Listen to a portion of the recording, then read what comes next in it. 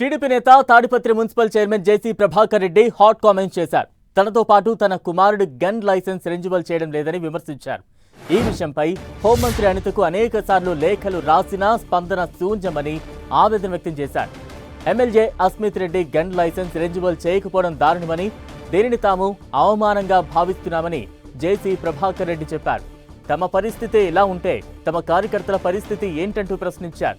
తాను అనేక రకాలుగా నష్టపోయానని, డబ్బులు పోగొట్టుకున్నానని జేసీ ప్రభాకర్ రెడ్డి తెలిపారు. నాకు ఈరోజు గన్మెన్ కూడా లేరు.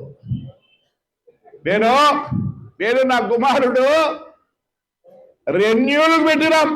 ఈ చంద్రబాబు నాయుడు ఏమంటే వద్దు, గల్లే వద్దు అంటారు. పోలీసులు నాకు అనుమానం పైనుంచి వచ్చినట్టు ఎవరిది గన్ను రెన్యూల్ చేయొద్దని. కానీ ఒకందుకు బాధ కూడా ఉంది. ఒక ఎమ్మెల్యే నాదంటే ఇన్స్పెక్ట్ ఎమ్మెల్యేకు ప్రొటెక్షన్ ఏముండి ఒక రెగ్యులర్ ఇవ్వచ్చు కదా అనిద్దమ్మా. మరి నాది తప్పు, నీది తప్పు, పోలీసులు తప్పు నాకు తెలియదు. But it is an insult for MLA. అంటే వారి సొంత గన్ లైసెన్స్ రెన్యూల్ చేసుకోండి పరిస్థితి. నాకేం బాధ కాదు. నా పరిస్థితి ఎట్లుంటే నా కార్యకర్త పరిస్థితి ఏంటి?